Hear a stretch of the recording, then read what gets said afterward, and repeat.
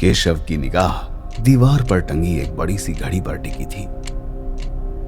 उसी घड़ी पर जिसका इस्तेमाल कर दामिनी ने उसे हवेली में 5 साल पहले फंसाया था। जिस ब्रह्म शक्ति का इस्तेमाल उसने केशव के सामने खुलकर पहली बार किया था, उसी घड़ी के ठीक सामने एक बड़े से बिस्तर पर केशव माधुरी के साथ लेटा था। माधुरी धीरे धीरे एक गाना गुनगुना रही थी। अब तुमने क्या सोचा है केशव? ये तुम क्या हर वक्त एक ही सवाल करती रहती हो? नाराज क्यों होते हो? मैंने तो बस यूं ही पूछा। माधुरी, मुझे क्यों लगता है कि मेरा इंसान होना तुम्हें बहुत खटकता है। शायद इसीलिए तुम बार बार मुझसे एक ही सवाल करती हो। अब क्या सोचा, अब क्या सोचा? तुम तो वाकई ही नाराज हो गए। केशव बिस्तर से उठ गया। घड़ी का टिकटिकाना बंद हो गया था। वक्त ठहर चुका था। हवेली में हर दिन एक वक्त ऐसा आता था जब 1 घंटा 2 घंटों के बराबर होता था। हवेली के अंदर बसी सभी शक्तियां अपने चरम पर होती थीं और उस वक्त किसी को भी कुछ भी हो सकता था। एक छोटी सी भूल भी नासूर बन सकती थी। केशव को यह सब अब अच्छे से मालूम था। उसने अपनी तलवार उठाई और उस कमरे से बाहर निकलने को तैयार होने लगा। तो अब इतने नाराज हो गए कि मुझे इस वक्त छोड़ के जा रहे हो? मुझे कुछ काम है, इसीलिए जा रहा हूँ। मुझे बेवकूफ समझ रखा है क्या केशव? ये 2 घंटे वाला प्यार है। भला इस वक्त तुम्हें क्या काम हो सकता है? शाम होने को थी। चारों ओर घुप अंधेरा था। केशव अपने हाथ में तलवार लिए हवेली के पिछले हिस्से तक जा पहुंचा था, वहीं जहां दामिनी की कब्र थी। केशव जल्दी जल्दी दामिनी की कब्र को खोदने लगा। उसके कब्र खोदते ही रात गहरी होने लगी थी। वो रात ऐसी अंधेरी थी मानो कई अंधकार एक साथ मिलकर उस रात को गहरा काला कर रहे थे। केशव को किसी भी चीज का डर नहीं था। वो बस चुपचाप कब्र खोदता रहा। ये कब्र खुद क्यों नहीं रही? कब से खोद रहा हूँ लेकिन कुछ बाहर ही नहीं आ रहा। केशव कब्र खोदने में लगा रहा। उसके आसपास वही जुगनू मंडरा रहे थे जो पहले दामिनी की कब्र के आगे मंडराया करते थे।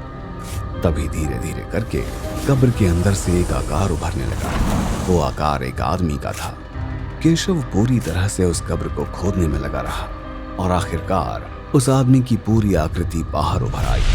वो आदमी और कोई नहीं, केशव ही था और उसके हाथ में वही तलवार थी जिसका इस्तेमाल कर उसने दामिनी को हराया था। केशव अपने आप को देख रहा था।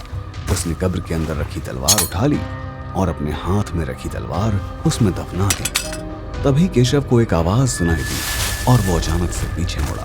केशव सामने देखते ही एकदम घबरा सा गया। तुम यहाँ क्या करने आए हो? तुम यहाँ क्या कर रही हो? मेरे सवाल का जवाब दो। केशव की आंखों में खून उतरने लगा था। उसका शरीर एकदम से बड़ा होने लगा था। उसकी नसें फटने लगी और उसकी अंगुलियों से आग निकल रही थी। माधुरी केशव को देखकर घबराई नहीं, वहीं खड़ी रही। केशव धीरे धीरे करके उसकी ओर बढ़ने लगा।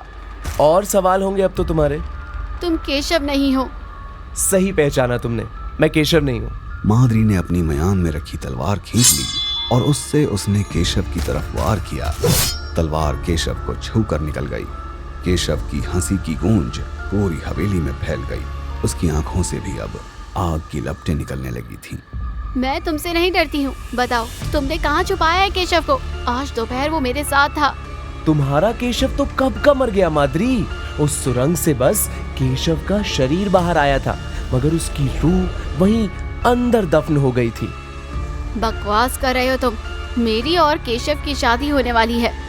तुम्हारी शादी तो मुझसे होने वाली है माधुरी, एक असुर से। आखिर एक आत्मा का मिलन तो असुर से ही हो सकता है ना। ये बोलते बोलते केशव का शरीर पिघलने लगा और उसके अंदर से काला धुआं निकलने लगा। देखते ही देखते उस धुएं ने एक विशाल शरीर का रूप ले लिया। वो शरीर अलकतरे का बना था और उसमें से एक अजीब सी चीज रिस रही थी। चारों ओर एक अजीब सी बदबू फैल गई। माधुरी के ठीक सामने एक असुर खड़ा था। एक चमचमाती वर्षों पुरानी तलवार उसके हाथों में दहक रही थी। कौन हो तुम? गुलाम हूँ, दाम्यानी राजरानी का। उसको तो मेरे केशव ने मारा है।